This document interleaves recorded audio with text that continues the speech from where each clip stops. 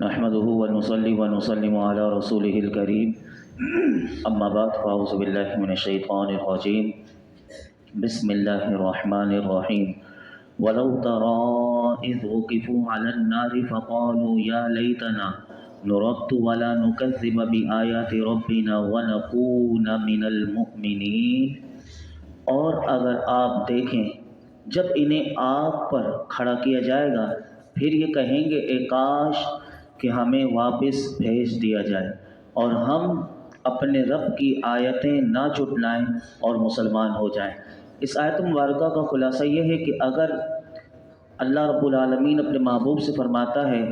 اگر آپ کافروں کی حالت دیکھیں کہ جب قیامت کے دن انہیں آگ پر کھڑا کیا جائے گا تو ان کی حالت جو ہوگی بڑی خوفناک حالت دیکھیں گے، اور اس وقت کافر آگ پر کھڑے ہو کر اس وقت وہ پکاریں گے اور کہیں گے، تمنا کریں گے اے کاش کہ کسی طرح ہمیں واپس دنیا میں بھیج دیا جائے اور ہم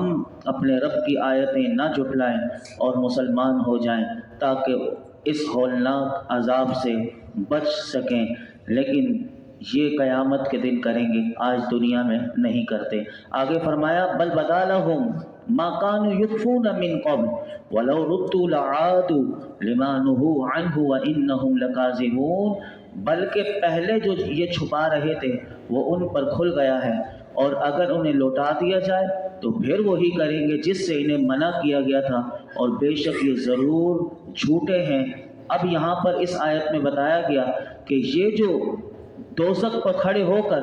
اور یہ تمنا کر رہے ہیں کہ ہمیں دنیا میں بھیج دیا جائے، تو فرمایا کہ یہ کس طرح کریں گے، تو اس آیت میں بتایا کہ پہلے تو وہ چھپائیں گے اپنے کفر کو، تو اب اس وقت کہیں گے کہ ہم تو مشرک بھی نہ تھے، ہم کافر بھی نہ تھے، ان کی زبانوں پر مہر لگا دی جائے گی۔ اب ان کے اعضاء بولیں گے اور ان کے اعضاء جسم کے بتائیں گے کہ انہوں نے کیا کیا کفر کیا تھا اور اللہ کے ساتھ شرک کیا تھا۔ اس کی گواہیاں جب دی جائیں گی تو یہ تمنا کریں گے، اور فرمایا کہ کافر اگرچہ دنیا میں لوٹائے جانے کی تمنا کریں گے اور یہ کہیں گے کہ ہم دنیا میں جا کے مسلمان ہو جائیں گے، لیکن رب کریم فرماتا ہے کہ یہ اس دن بھی اس وقت بھی اس لیے کہہ رہے ہوں گے کہ یہ اپنا مشرک ہونا چھپا دیں، لیکن قرآن کہتا ہے کہ اگر انہیں دنیا میں بھیج بھی دیا جائے دوبارہ تو یہ پھر وہی کریں گے جو پہلے کرتے تھے۔ تو یہاں پر بتایا گیا کہ یہ ضرور جھوٹے لوگ ہیں اور ان کی زبان میں سچائی نہیں۔ یعنی دیکھیں کس طرح قیامت کے دن ہمارا رب کریم بتا رہا ہے کہ یہ دنیا میں کافر تھے، قیامت کے دن صرف آگ سے بچنے کے لیے کہیں گے کہ ہمیں لوٹا دیا جائے، لیکن اللہ رب العالمین کیونکہ سب کچھ جانتا ہے کہا کہ وہ اس وقت بھی قیامت کے دن آگ پر کھڑے ہو کر بھی یہ جھوٹ بول رہے ہوں گے۔ تو یہ جھوٹ کتنی بڑی لعنت ہے کہ اگر یہ لگ جائے کافر کو تو قیامت کے دن بھی یہ جھوٹ نہ چھوڑے گا۔ آگے اللہ رب العالمین نے ارشاد فرمایا، اب ان کی اور حقیقت کو کھولا، یہ کیا وجہ ہے کہ یہ کفر میں ڈٹے رہے، یہ شرک میں ڈٹے رہے، یہ چھوڑتے نہیں اور اللہ کی توحید کو نہیں مانتے۔ تو آگے بتایا کہ ان کی حقیقت کیا ہے، فرمایا وَقَالُوا إِنْ هِيَ إِلَّا حَيَاتُنَا الدُّنْيَا وَمَا نَحْنُ بِمَبْعُوثِينَ وَلَوْ تَرَىٰ إِذْ وُقِفُوا عَلَىٰ رَبِّهِمْ قَالَ أَلَيْسَ هَٰذَا بِالْحَقِّ قَالُوا بَلَىٰ وَرَبِّنَا قَالَ فَذُوقُوا الْعَذَابَ بِمَا كُنتُمْ تَكْفُرُونَ۔ اور انہوں نے کہا تھا کہ زندگی تو صرف دنیاوی زندگی ہی ہے اور ہمیں اٹھایا نہیں جائے گا، اور اگر تم دیکھو جب انہیں ان کی رب کی بارگاہ میں کھڑا کیا جائے گا تو وہ فرمائیں گے کیا یہ حق نہیں؟ تو کہیں گے کیوں نہیں، ہمیں اپنے رب کی قسم، فرمائے گا تو اپنے کفر کے بدلے میں عذاب کا مزہ چکھو۔ علماء فرماتے ہیں یہ ان کافروں کا قول ہے کہ جو قیامت کے منکر ہیں، اور اس کا واقعہ یہ تھا کہ جب رسول اللہ صلی اللہ علیہ وسلم کافروں کو قیامت کے احوال بتا رہے تھے اور یہ بتا رہے تھے کہ آخرت کی زندگی ہی حقیقت والی زندگی ہے، ایمانداروں اور فرما برداروں کو اس کی بارگاہ سے کیا ثواب ملتا ہے، اور کافروں اور نافرمانوں پر اللہ کا کیا کیا عذاب آئے گا۔ میرے آقا یہ تبلیغ فرما رہے تھے تو کافر کہنے لگے کہ زندگی تو بس دنیا کی ہی ہے، اور جب ہم مرنے کے بعد اس دنیا سے چلے جائیں گے تو ہمیں دوبارہ زندہ نہیں کیا جائے گا۔ فرمایا کافروں کا تو یہ عقیدہ تھا ہی کہ زندگی تو صرف دنیا کی زندگی ہے اور مرنے کے بعد اٹھایا نہیں جائے گا، اور اسی عقیدے کی بنا پر یہ غفلت کا شکار تھے۔ لیکن یہ آیت آج مسلمانوں کے جب حالات کو دیکھتے ہیں تو افسوس یہ ہوتا ہے کہ ہم مسلمانوں کا حال بھی یہ ہو گیا کہ ہمارا تو یہ قطعی عقیدہ ہے کہ مرنے کے بعد ہمیں اٹھایا جائے گا، ہمیں اپنے اعمال کا جواب دینا پڑے گا، لیکن اس کے باوجود ہم سب پر بھی غفلت کے پردے پڑے ہوئے ہیں، اور یہ علماء فرماتے ہیں بڑی افسوسناک صورت ہے۔ چنانچہ اسی مفہوم، اسی آیت کے ضمن میں اگر آپ بزرگوں کو دیکھیں گے کہ جو قرآن و حدیث کی گہرائی میں جانے والے، انہوں نے کیا کیا اس آیت کے ضمن میں فرمایا، آپ کے سامنے میں رکھتا ہوں۔ پہلے سب سے پہلے حدیث پاک کہ حضرت ابو جعفر رضی اللہ تعالیٰ عنہ سے روایت ہے کہ رسول اللہ صلی اللہ علیہ وسلم نے ارشاد فرمایا، اس شخص پر بڑی حیرت ہے کہ جو ہمیشگی یعنی جہاں ہمیشہ رہنا ہے، فرمایا اس کے گھر جنت کی تو تصدیق کرتا ہے کہ رہنا جنت میں ہمیشہ ہے، جنت سے کسی کو نہیں نکالا جائے گا۔ جو جنت میں چلا گیا مومن وہ یہ جانتا ہے، اس کی تصدیق کرتا ہے، میرے آقا فرماتے ہیں، لیکن پھر بھی کوشش کس کے لیے کرتا ہے؟ میرے حضور فرماتے ہیں کوشش وہ دھوکے کے گھر کی کرتا ہے۔ یہ دھوکے کا گھر کون سا ہے؟ تو علماء نے لکھا کہ دنیا کو پانے اور اس کو سنوارنے کے لیے کرتا رہتا ہے، اور یہی حقیقت کل جو ہماری 11ویں شریف میں بھی کہ کیا میں ذمہ دار ہوں، تو اس میں انہوں نے یہی کہا تھا کہ ہم اگر بچپن سے دیکھیں تو ایک اپنے بچے کو اعلیٰ سے اعلیٰ تعلیم اس کی دلا کر اس کا مقصد کیا ہوتا ہے؟ ایک بنگلہ، ایک گاڑی اسے مل جائے اور آسائش والی زندگی مل جائے، لیکن کیا اسے پتا کہ یہ ملتے ہی اس کی زندگی رہے گی نہیں رہے گی؟ لیکن یہاں جو جنت ہے اس کی تو آسائش کا تو تصور بھی نہیں ہو سکتا، وہ میرے رب نے جنت میں رکھا ہے۔ تو میرے آقا فرماتے ہیں اس شخص پر بڑا تعجب ہے کہ جو جانتا بھی ہے جہاں رہنا ہمیشہ ہے، لیکن کوشش اس کے لیے نہیں ہوتی، کوشش دنیا کے دھوکے کا گھر اسے حضور نے کہا اس کے لیے کرتا ہے۔ امام غزالی رحمۃ اللہ علیہ اسی آیت کے ضمن میں کیا فرماتے ہیں؟ فرماتے ہیں اس شخص پر تعجب ہے جو احسان کرنے والے کی معرفت کے بعد، کون کرتا ہے احسان؟ ہمارا رب کرتا ہے۔ فرماتے جو احسان کی معرفت کے بعد اس کی نافرمانی کرتا ہے، اور شیطان لعین کی سرکشی کو جاننے کے بعد، یعنی میں اور آپ سب جانتے ہیں شیطان نے کیا نافرمانی کی، اس نے رب کا حکم نہ مانا اور قیامت تک کے لیے وہ مردود ہو گیا۔ اب اس کی سرکشی کو بھی جانتے ہیں لیکن پھر بھی مانتے ہم شیطان کی ہیں۔ امام غزالی فرماتے ہیں، حضرت فضیل رضی اللہ تعالی عنہ فرماتے ہیں مجھے اس شخص پر تعجب نہیں ہوتا کہ جو عمارت بنا کر چھوڑ جاتا ہے، بلکہ اس پر تعجب ہوتا ہے کہ جو عمارت کو دیکھ کر بھی عبرت حاصل نہیں کرتا، کہ جس نے عمارت تو بنائی اس وہ رہ نہیں سکتا، وہ تو چلا گیا، لیکن اس چلے جانے والے کو نہیں دیکھتے، لوگ عمارت کو دیکھتے رہتے ہیں، واہ بھائی واہ کیا عمارت ہے، اسی میں رہنا ہے۔ اور حضرت وہیب مکی رحمۃ اللہ علیہ کا فرماتے ہیں کسی شخص کے لیے یہ بات کیسے مناسب ہے کہ وہ دنیا میں ہنسے، حالانکہ وہ جانتا ہے کہ اس کے سامنے قیامت کے دن کی فریادیں ہیں، گردشیں، خوفناک مناظر ہیں، قریب ہے کہ سخت روب اور خوف سے اس کے جسم کے جوڑ کٹ جائیں۔ اللہ نہ کرے، اللہ نہ کرے، کبھی آندھی آتی ہے تو کیسا لگتا ہے کہ جسم کانپ جاتا ہے، کہ کیسا لگتا ہے کہ یہ آندھی اٹھا کر پٹک نہ دے، اور اسی طرح زلزلے آتے ہیں تو جسم کا ایک جوڑ ہل جاتا ہے، تو اسی طرح فرمایا قیامت کے دن تو جوڑ کٹ جائیں گے، تو اس کے لیے ہمیں تیاری کرنی چاہیے۔ آگے اللہ رب العالمین نے ارشاد فرمایا قد خسر الذین کذبوا بلقاء اللہ حتی اذا جاءتهم الساعة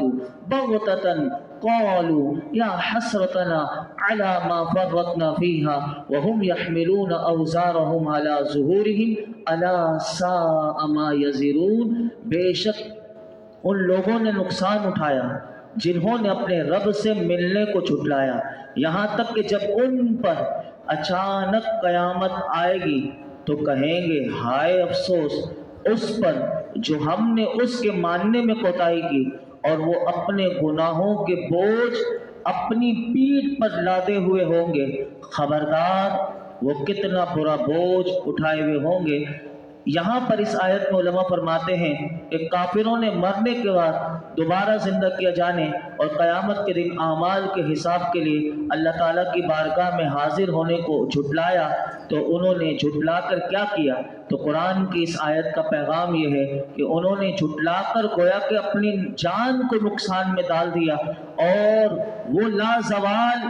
کہ جس کو کوئی زوال نہیں آئے گا، اس لازوال نعمتوں کے گھر سے، وہ جنت سے انہوں نے اپنے آپ کو محروم کر دیا۔ جنہوں نے رب کے ساتھ یعنی اللہ کی آیتوں کو جھٹلا کر جو کفر پر ڈٹے رہے، انہوں نے اللہ کا کوئی نقصان نہیں کیا۔ قرآن کہتا ہے انہوں نے اپنی جان کا نقصان کیا۔ کیا نقصان کیا؟ انہوں نے اس لازوال نعمت والے گھر کو چھوڑ دیا اور جہنم کے درکات میں دردناک عذاب کو قبول کر لیا، اور یہاں تک کہ قیامت کے دن ان منکروں پر جب قیامت اچانک آئے گی اور وہ اپنی ذلت اور رسوائی کو جب دیکھیں گے تو اس وقت وہ کہیں گے ہائے افسوس، آج دنیا میں کر لیں افسوس، تو کہا نہیں، یہ موت کے بعد یہ اس وقت قیامت کے دن کریں گے ہائے افسوس، ہمیں اس پر ندامت ہے جو ہم نے دنیا میں قیامت کو ماننے میں کوتاہی کی اور اس دن پر ایمان لا کر اس کی تیاری نہ کی اور نیک اعمال سے دور رہے۔ حدیث پاک میں آتا ہے کہ کافر جب اپنی قبر سے نکلے گا، کافر جب اپنی قبر سے نکلے گا تو اس کے سامنے نہایت قبیح اور بہت بدبودار صورت آئے گی، انتہائی بدبودار اور بھیانک ناک صورت اس کے سامنے آئے گی۔ جب کافر قبر سے نکلے گا تو وہ کہے گا، تو وہ صورت جو بھیانک ناک ہوگی وہ کافر سے کہے گی تو مجھے پہچانتا ہے؟ تو کافر اس وقت قبر سے نکلنے کے بعد کہے گا، میرے آقا فرماتے ہیں کہ وہ کہے گا نہیں، میں تجھے نہیں پہچانتا۔ تو اسے زبان مل جائے گی، وہ کیا چیز ہے؟ فرمایا کہ وہ کہے گی میں تیرا خبیث عمل ہوں کہ دنیا میں تو مجھ پر سوار رہا۔ تو یہاں سے پتہ چلا اعمال کی صورت بنتی ہے۔ تو کافروں کے خبیث اعمال ہوں گے تو ان کی کبھی صورت کی صورت میں قبر سے نکلنے کے بعد اس کے سامنے آئے گی، اور یہ سوار ہو بھی تو وہ کہے گی، وہ اعمال کہیں گی کہ تو دنیا میں مجھ پر سوار رہا، آج میں تجھ پر سوار ہوں گی اور تجھے تمام مخلوق میں رسوا کر دوں گی، اور پھر اس پر وہ سوار ہو جائے گی، یعنی قیامت کے دن ساری مخلوق ہوگی۔ تو یہاں سے علماء کہتے ہیں یہ تو تھی کافروں کے لیے آیت، لیکن اس آیت سے ہمارے لیے کیا پیغام ہے؟ تو سنیے، فرماتے ہیں کہ ہمیں بھی سوچنا چاہیے کہ مسلمان برے اعمال کے لیے بھی،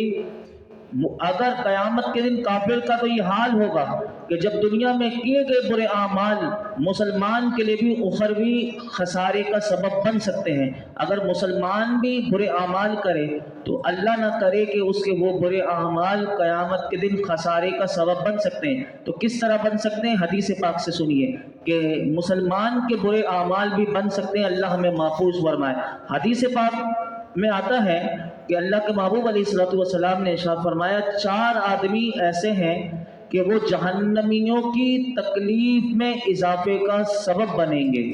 اور یہ مسلمان ہوں گے۔ فرمایا کہ وہ کھولتے پانی اور آگ کے درمیان دوڑتے ہوئے ہلاکت و تباہی مانگتے ہوں گے۔ ان میں سے پہلا وہ شخص ہے کہ جو انگاروں کا صندوق لٹک رہا ہوگا، ان میں سے ایک پر انگاروں کا صندوق لٹک رہا ہوگا۔ نمبر 2 فرمایا دوسرا اپنی آنتیں کھینچ رہا ہوگا۔ تیسرا فرمایا اس کے منہ سے پیپ اور خون بہ رہے ہوں گے، اور چوتھا اپنا گوشت کھا رہا ہوگا۔ تو فرمایا کہ 4 لوگوں کا یہ سن لیا، اب سنو جس کے اوپر صندوق لٹک رہا ہوگا وہ کون سا ہوگا؟ فرمایا صندوق والے کے بارے میں جہنمی ایک دوسرے سے کہیں گے اس بدبخت کو کیا ہوا، اس نے تو ہماری تکلیف میں اور اضافہ کر دیا۔ تو صندوق والا یہ جواب دے گا کہ میں اس حال میں مرا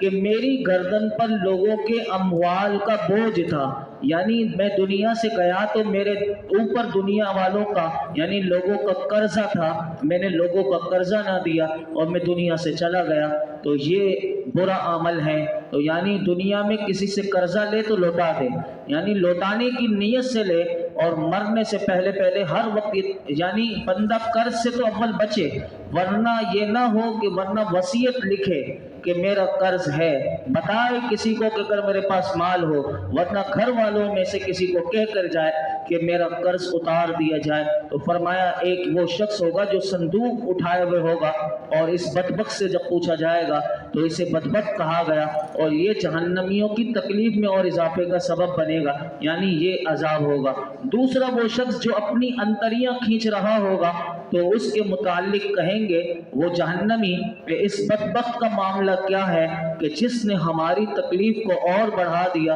تو وہ جواب دے گا کہ میں کپڑوں کو پیشاب سے بچانے کی پرواہ نہیں کرتا تھا۔ اللہ اللہ، یعنی یہ بھی کتنا بڑا عذاب ہے کہ پیشاب کرتے وقت بھی احتیاط سے کہ بندے کے کپڑے ناپاک نہ ہو، اور بڑی احتیاط سے، یعنی جدید دور آ رہا ہے تو کھڑے کھڑے ہو کر پیشاب کرنے والے پینٹ پہن کر یعنی پیشاب کرتے ہیں تو بہت مشکل ہوتا ہے، وہ خود بھی اذیت میں ہوتے ہیں، اور کس اذیت سے وہ پیشاب کرتے ہیں۔ تو پیشاب کے قطروں سے بچنا بھی، چاہے وہ چھوٹا دودھ پیتا بچہ ہو یا بڑا اپنا ہو، یعنی پیشاب کے قطروں سے بھی ہمیں بچنا چاہیے۔ فرمایا کہ پھر وہ تیسرا شخص